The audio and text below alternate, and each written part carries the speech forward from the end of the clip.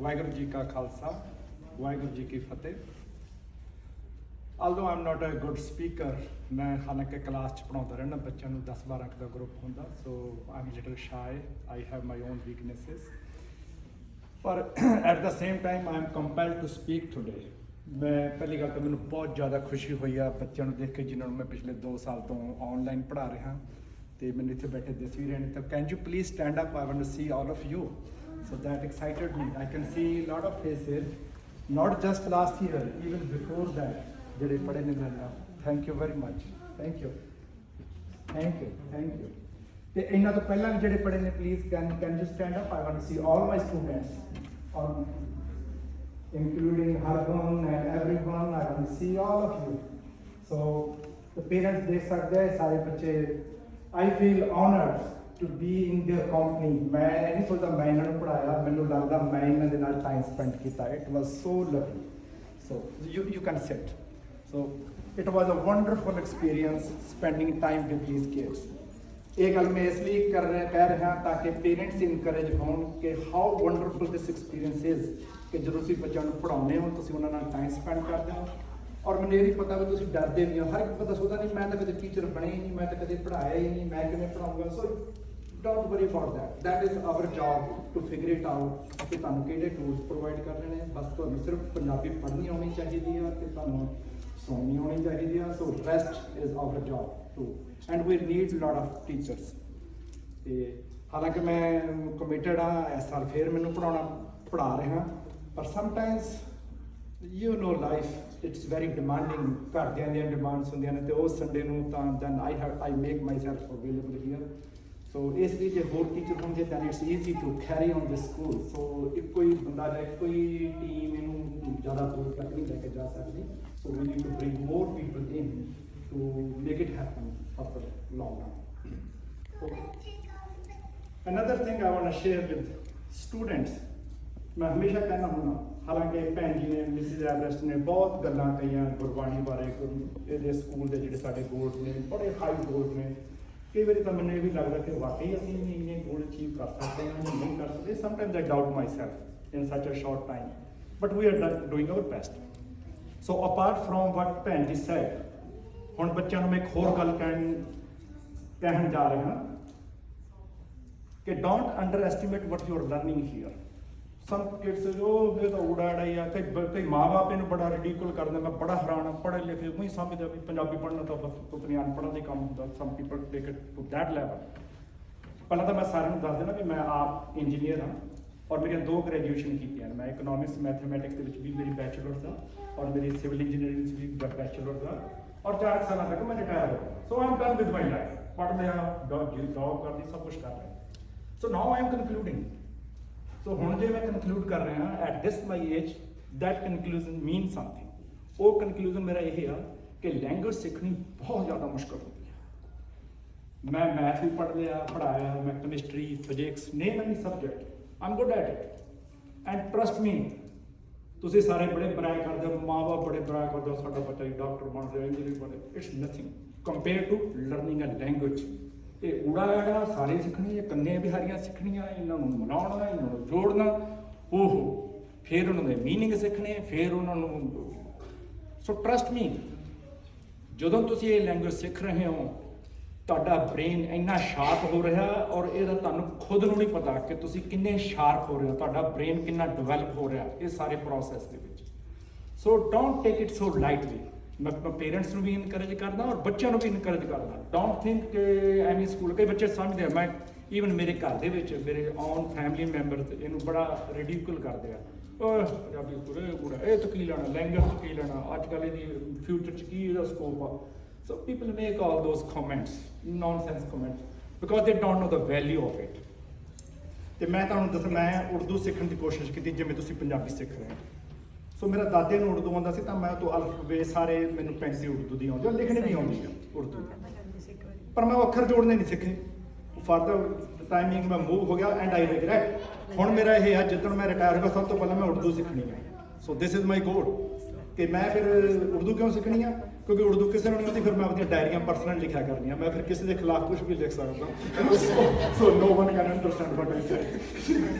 right? That is my goal, to learn Urdu at the end. So ਮੈਂ ਤੁਹਾਡੇ ਨਾਲ ਇਹ ਆਪਦਾ ਇਹ ਐਕਸਪੀਰੀਅੰਸ ਤਾਂ ਇੱਕ ਦੂਜੀ ਗੱਲ ਜਿਹੜੀ ਮੈਂ ਸ਼ੇਅਰ ਕਰਨੀ ਚਾਹੁੰਦਾ, ਵੈਰੀ ਇੰਟਰਸਟਿੰਗ ਪੇਰੈਂਟਸ ਦੇ ਨਾਲ ਤੇ ਬੱਚਿਆਂ ਦੇ ਨਾਲ, ਕਿ ਇੱਕ ਵਾਰ ਮੈਂ ਆ ਸਕੂਲ ਸ਼ੁਰੂ ਹੋਣ ਤੋਂ ਪਹਿਲਾਂ ਜਦੋਂ ਮੇਰਾ ਬੇਟਾ 7-8 ਸਾਲ ਦਾ ਸੀ ਤਾਂ ਮੈਂ ਉਹਨੂੰ ਊੜਾ ਆੜਾ ਪੜ੍ਹਾਉਣਾ ਸ਼ੁਰੂ ਕੀਤਾ, ਪੰਜਾਬੀ ਪੜ੍ਹਾਉਣੀ ਸ਼ੁਰੂ ਕੀਤੀ। ਹੁਣ ਤੁਹਾਨੂੰ ਪਤਾ 7-8 ਸਾਲ ਦੇ ਬੱਚੇ ਬੜੇ એનર્ਜੈਟਿਕ ਹੁੰਦੇ ਨੇ, ਉਹ ਜ਼ਿਆਦਾ ਦੇਰ ਟਿਕ ਕੇ ਨਹੀਂ ਬੈਠ ਸਕਦੇ। ਉਹ ਕਹਿੰਦਾ ਛੁੱਟੀਆਂ ਸੀਗੀਆਂ ਉਹਦੀਆਂ, ਉਹ ਕਹਿੰਦਾ ਡੈਡੀ ਮੈਂ ਸਿਰਫ 10 ਮਿੰਟ ਬੈਠਣਾ, 10 ਮਿੰਟ ਤੋਂ ਬਾਅਦ ਮੈਂ ਨਹੀਂ ਬੈਠਣਾ, ਤੁਸੀਂ 10 ਮਿੰਟ 'ਚ ਜਿਹੜਾ ਸਿਖਾ ਦੋਗੇ। ਤਾਂ ਫਿਰ ਮੈਂ ਉਹਨੂੰ ਕੰਡੀਸ਼ਨ ਲਾਈ, ਮੈਂ ਕਿਹਾ ਮੈਂ 10 ਮਿੰਟ ਦੀ ਵੀ ਕੰਡੀਸ਼ਨ ਹੈ, so don't put it the time. ਤੂੰ 5 ਅੱਖਰ ਸਿੱਖਣੇ ਨੇ, once you are done with 5 ਅੱਖਰ ਯੂ ਆਰ ਫ੍ਰੀ। ਜੇ ਤੂੰ 5 ਮਿੰਟ 'ਚ ਵੀ ਸਿੱਖ ਲੈ ਤਾਂ ਆਈ ਡੋਂਟ ਵਰੀ, ਅਦਰਵਾਈਜ਼ ਹੋ ਸਕਦਾ 15 ਮਿੰਟ ਲੱਗ ਜਾਣ। ਉਹ ਕਹਿੰਦਾ ਠੀਕ ਹੈ, ਡਨ ਡੀ। ਸੋ ਮੈਂ 5 ਅੱਖਰਾਂ ਨੂੰ ਗੁੜਾ ਆੜਾ ਡੀ ਸਾ ਹਾ ਦੱਸਣਾ, ਮੇਰੇ ਖਿਆਲ 10 ਮਿੰਟ ਤੋਂ ਪਹਿਲਾਂ ਸਿੱਖ ਜਾਂਦਾ ਸੀ ਤੇ ਕਹਿੰਦਾ ਮੈਂ ਜਾਵਾਂਗਾ ਜਾ, ਉਹ ਖੇਡਣ ਲੱਗ ਜਾਂਦਾ ਸੀ। ਤੇ ਵਿਦਿਨ 10 ਡੇਜ਼ ਉਹਨੇ ਗੁੜਾ ਆੜਾ ਸਾਰਾ ਸਿੱਖ ਲਿਆ, ਕਿਉਂਕਿ ਉਹ ਬੜਾ ਸ਼ਾਰਪ ਸੀ, ਮੈਂ ਉਹਦਾ ਗੋਲ ਹੁੰਦਾ ਸੀ। ਤੇ ਜਿਹੜੀ ਮੈਨੂੰ ਮਜ਼ੇਦਾਰ ਗੱਲ ਲੱਗੀ ਕਿ 10 ਦਿਨਾਂ ਬਾਅਦ ਅਸੀਂ ਗੁਰਦੁਆਰਾ ਐਲਿਸ ਬਰੰਟੇ ਗਏ, ਤਾਂ ਉਹ ਖੜਾ ਗਾ ਉੱਥੇ ਗੁਰਦੁਆਰੇ ਦੇ ਬਾਹਰ ਤੇ ਕਹਿੰਦਾ ਡੈਡੀ ਮੈਨੂੰ ਪੰਜਾਬੀ ਪੜ੍ਹਨੀ ਆ। ਮੈਂ ਬੜਾ ਹੈਰਾਨ ਹੋਇਆ ਵੀ ਹਜੇ ਤਾਂ 8-10 ਦਿਨ ਹੋਏ ਨੇ, ਊੜਾ ਆੜਾ ਸਿਖਾਇਆ, ਮੈਂ ਤਾਂ ਇਸ ਤੋਂ ਬਾਅਦ ਇਹਨੂੰ ਕੁਝ ਸਿਖਾਇਆ ਹੀ ਨਹੀਂ ਕੋਈ। ਤੇ ਮੈਂ ਕਿਹਾ ਮੈਂ ਤਾਂ ਤੈਨੂੰ ਸਿਖਾਇਆ ਨਹੀਂ, ਨਾ ਕਰਨਾ ਨਾ ਬਿਹਾਰੀ, ਤੈਨੂੰ ਪੰਜਾਬੀ ਕਿੱਥੋਂ ਪੜ੍ਹਨੀ ਆ? ਕਹਿੰਦਾ ਨਹੀਂ ਮੈਂ ਉਹ ਸਾਹਮਣੇ ਥੰਮਲੇ ਤੇ ਲਿਖ ਸਕਦਾ, ਉਹ ਥੰਮਲੇ ਤੇ ਜਿਹੜੇ ਦੋਨਾਂ ਤੇ ਲਿਖਿਆ ਹੋਇਆ ਨਾ ਮੈਂ ਪੜ੍ਹ ਸਕਦਾ। ਮੈਂ ਕੀ ਲਿਖਿਆ? ਕਹਿੰਦਾ ਉਹ ਲਿਖਿਆ Satnam Waheguru. And that was a enlightening moment for me, ਕਿ ਮੈਂ ਸਿਰਫ ਇਹਨੂੰ ਊੜਾ ਆੜਾ ਸਿਖਾਇਆ। ਹੁਣ ਇਹਨੇ ਫਿਗਰ ਆਊਟ ਕਰ ਲਿਆ ਵੀ ਇਹ ਗੁਰਦੁਆਰੇ ਸਤਨਾਮ ਵਾਹਿਗੁਰੂ ਕਹਿੰਦੇ ਰਹਿੰਦੇ ਨੇ, ਤੇ ਆਹ ਸੱਸਾ ਲਿਖਿਆ ਤੱਤਾ ਨੰਨਾ ਮੰਮਾ ਵਾਵਾ ਹਾ ਗਗਾਰਾ, ਵਿਚਾਲੇ ਉਹਨੂੰ ਸਿਹਾਰੀ ਬਿਹਾਰੀ ਔਂਕੜ ਤਲੈਂਕੜ ਦੀ ਕੋਈ ਲੋੜ ਨਹੀਂ ਪਈ। So now you can imagine ਕਿ how powerful this learning is, ਕਿ ਸਿਰਫ ਜਿਹੜੀ ਫਸਟ ਸਟੇਜ ਆ, the most important and most difficult ਜਿਹੜਾ ਹਰਡਲ ਆ ਪੰਜਾਬੀ ਦੇ ਵਿੱਚ, ਉਹ ਊੜਾ ਆੜਾ ਸਿੱਖਣਾ, ਮਾਤਰਾਵਾਂ ਸਿੱਖਣੀਆਂ। ਸੋ ਪਹਿਲੇ 2 ਸਾਲ it's very difficult for kids. ਤੇ ਇੱਥੇ ਤੁਹਾਡੇ ਪੇਰੈਂਟਸ ਦੀ ਸਾਨੂੰ ਬਹੁਤ ਜ਼ਿਆਦਾ ਜ਼ਰੂਰਤ ਆ ਇਸ ਕੋਆਪਰੇਸ਼ਨ 'ਚ, ਕਿ ਘਰੋਂ ਤੁਸੀਂ ਉਹਨਾਂ ਨੂੰ ਵੀ ਬਾਰ-ਬਾਰ ਦੇਖੋ ਵੀ ਲਿਖਦੇ ਨੇ ਊੜਾ ਆੜਾ, ਉਹਨਾਂ ਤੋਂ ਰੋਜ਼ ਸੁਣਦੇ ਹੋ। ਸੋ the sooner they learn the better they will. ਸੋ ਮੈਂ ਲੈਵਲ 4 'ਚ ਪੜ੍ਹਾਉਣਾ, ਜਦੋਂ ਤੱਕ ਮੇਰੇ ਕੋਲੇ ਆਉਂਦੇ ਨੇ ਬੱਚੇ ਉਦੋਂ ਤੱਕ ਤਾਂ ਕਾਫੀ ਕੁਝ ਸਿੱਖ ਚੁੱਕੇ ਹੁੰਦੇ ਨੇ। ਔਰ I am so grateful to level 1 teachers and level 2 teachers, they are doing the most difficult part, and in level 4 actually I am enjoying। ਮੈਂ ਤਾਂ ਉਹਨਾਂ ਨਾਲ ਗੱਲਾਂ ਮਾਰਦਾ, ਕਹਾਣੀਆਂ ਸੁਣਾਉਣਾ, ਤੇ ਜਿਹੜੀ ਮੈਨੂੰ ਇੰਟਰਸਟਿੰਗ ਗੱਲ ਲੱਗਦੀ ਹੈ ਕਿਉਂਕਿ ਮੈਂ ਪੰਜਾਬ 'ਚ ਰੇਜ਼ ਹੋਇਆ, ਮੈਂ ਪਿੰਡ ਦੇ ਵਿੱਚ ਰੇਜ਼ ਹੋਇਆ, ਮੈਂ ਉਸ ਟਾਈਮ 'ਤੇ ਰੇਜ਼ ਹੋਇਆ ਜਦੋਂ ਪਿੰਡ 'ਚ ਬਿਜਲੀ ਵੀ ਨਹੀਂ ਸੀ। ਸੋ ਦੋ ਸਟੋਰੀਜ਼ ਆ ਅੱਜ ਦੀ ਡੇਟ 'ਚ, ਉਹ ਜਿਹੜੀਆਂ ਸਟੋਰੀਜ਼ ਨੇ ਮੇਰਾ ਖਿਆਲ ਉਹ it's a piece of history. ਤੇ ਮੈਨੂੰ ਜਿਹੜੀ ਹੈਰਾਨੀ ਦੀ ਗੱਲ ਹੁੰਦੀ ਜਦੋਂ ਮੈਂ ਉਹ ਸਟੋਰੀਜ਼ ਉਹਨਾਂ ਨਾਲ ਸ਼ੇਅਰ ਕਰਦਾ, ਤਾਂ ਬੱਚਿਆਂ ਦੀ ਅੱਖਾਂ ਦੇ ਵਿੱਚ ਇੱਕ ਚਮਕ ਆ ਜਾਂਦੀ ਹੈ, ਤੇ ਉਹ ਮੇਰੀ ਗੱਲ ਬੜੇ ਧਿਆਨ ਨਾਲ ਸੁਣਦੇ ਆ। ਉਹ ਅਗਲੇ ਦਿਨ ਕਹਿੰਦੇ ਆ ਜਦੋਂ ਪੜ੍ਹ ਲੈਂਦੇ ਆ ਵੀ ਸਰ ਇੱਕ ਹੋਰ ਕਹਾਣੀ ਸੁਣਾਓ, ਕੋਈ ਪਿੰਡ ਦੀ ਕੋਈ ਆਪਣੀ ਬਚਪਨ ਦੀ ਕੋਈ ਗੱਲ। So I think this is how we need to connect with the kids. ਜਦੋਂ ਤੁਸੀਂ ਘਰੇ ਵੀ ਹੁੰਦੇ ਹੋ, ਤੁਹਾਡੇ ਕੋਲ ਸਾਰਿਆਂ ਕੋਲ ਕਹਾਣੀਆਂ ਨੇ, ਪਰ ਕਹਾਣੀਆਂ ਸੁਣਾਉਣ ਦਾ ਹੀ ਟਾਈਮ ਨਹੀਂ ਹੈਗਾ। ਤੁਹਾਨੂੰ ਕਹਾਣੀ ਸੁਣਾਉਣੀ ਵੀ ਨਹੀਂ ਆਉਂਦੀ, ਜਿੱਦਣ ਸੁਣਾਉਣੀ ਆ ਗਈ ਤਾਂ ਉਹਨਾਂ ਨੂੰ ਸੁਣਨ ਦਾ ਬਹੁਤ ਸਵਾਦ ਹੋਣਾ, ਕਦੇ ਬੈਠ ਕੇ ਕਦੇ ਚਾਹ ਪੀਂਦੇ, ਕਦੇ ਰਾਤ ਨੂੰ। ਦਿਸ is how you learn Punjabi.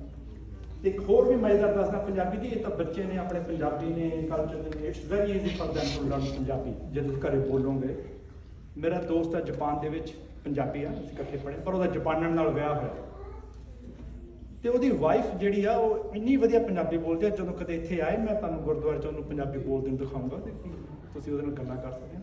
ਔਰ ਉਹਨੇ ਕੋਈ ਊੜਾ ਆੜਾ ਨਹੀਂ ਸਿਖਾਇਆ, ਉਹ ਘਰ ਦੇ ਵਿੱਚ ਉਹ ਬਸ ਇੰਨੇ ਕਹਿਣਾ ਵੀ ਆ ਮੈਨੂੰ ਪਾਣੀ ਦਾ ਗਲਾਸ ਫੜਾਈ, ਆ ਰੋਟੀ ਪਕਾ ਲਈ, just these ਫਿਊ words, later you just connect them and she become good in Punjabi. ਕੋਈ ਫਾਰਮਲ ਉਹਨੂੰ ਪੰਜਾਬੀ ਨਹੀਂ ਪੜ੍ਹਾਇਆ, ਔਰ ਪੰਜਾਬ ਜਾਂਦੀ ਆ, ਪੰਜਾਬੀ 'ਚ ਬੜੀਆਂ ਇੰਨੀਆਂ ਸੋਹਣੀਆਂ ਗੱਲਾਂ ਮਾਰਦੇ ਕਿ ਤੁਸੀਂ ਵੀ ਹੈਰਾਨ ਹੋ ਜਾਓਗੇ ਉਹਨੂੰ ਪੰਜਾਬੀ ਬੋਲਦੀ ਹੁੰਦੇ। ਸੋ ਇੱਕ ਜੇ ਜਾਪਾਨਣ ਪੰਜਾਬੀ ਸਿੱਖ ਸਕਦੀ ਆ, ਸਾਡੇ ਬੱਚੇ ਪੰਜਾਬੀ ਨਾ ਬੋਲਦੇ ਹੋਣ, to me I should not say it, but it's a matter of shame to me. So we should not ਮੈਨੂੰ ਨਹੀਂ ਲੱਗਦਾ ਕਿ I don't know, it's maybe me, ਮੈਂ ਜ਼ਿਆਦਾ ਬ੍ਰੈਗ ਨਹੀਂ ਕਰਦਾ ਮੇਰਾ ਬੱਚਾ ਇੰਜੀਨੀਅਰ ਬਣ ਗਿਆ, ਡਾਕਟਰ ਬਣ ਗਿਆ, ਗੋਲਡ ਬਣ ਗਿਆ, ਠੀਕ ਹੈ, ਇਟਸ ਪਾਰਟ ਆਫ ਲਾਈਫ, ਇਹ ਵੀ ਜ਼ਰੂਰੀ ਆ, ਰੋਟੀ ਪਾਣੀ ਦਾ ਸਾਧਨ। ਆਪਣੇ ਘਰ 'ਚ ਰਹਿ ਕੇ ਤੁਸੀਂ ਪੰਜਾਬੀ ਵੀ ਸਿੱਖ ਸਕੇ, to me ਇਹ ਮਾਂ ਬਾਪ ਨੂੰ ਲੈਣੀ ਚਾਹੀਦੀ ਆਪਦੇ ਰਿਸਪੌਂਸਿਬਿਲਿਟੀ। ਤੇ ਮੇਰੇ ਜਿਹੜੇ ਦੋਨੇ ਬੱਚੇ ਨੇ ਉਹ ਮੇਰੀ ਬੇਟੀ ਪੰਜਾਬੀ ਦੀਆਂ ਇੰਨੀਆਂ ਸੋਹਣੀਆਂ ਗਿੱਧੇ ਦੀਆਂ ਬੋਲੀਆਂ ਪਾਉਂਦੀ, ਉਹਦੇ ਮਾਂ ਉਹਨੂੰ ਸਿਖਾਉਂਦੀ ਹੈ, ਐਂਡ ਆਈ ਇਨਕਰੇਜ ਹਰ ਮਦਰ ਔਰ ਉਹ ਜਦੋਂ ਗਿੱਧੇ 'ਚ ਬੋਲੀਆਂ ਪਾਉਂਦੀ ਉਹ ਸਾਰੇ ਹੈਰਾਨ ਹੋ ਜਾਂਦੇ ਕਿ ਜਿਹੜੀ ਟੋਨ ਦੇ ਵਿੱਚ ਪਾਉਂਦੀ ਔਰ ਜਿਹੜੀਆਂ ਪੁਰਾਣੀਆਂ ਬੋਲੀਆਂ ਪਾਉਂਦੀਆਂ। This is what we need to carry on the torch, right? Not just in the books and here. So at the end, I can keep going on. I have ਜਦੋਂ ਮੈਂ start ਹੋ ਜਾਵਾਂ ਮੇਰੇ ਲਈ ਮੁਸ਼ਕਲ ਹੁੰਦਾ ਰੁਕਣਾ।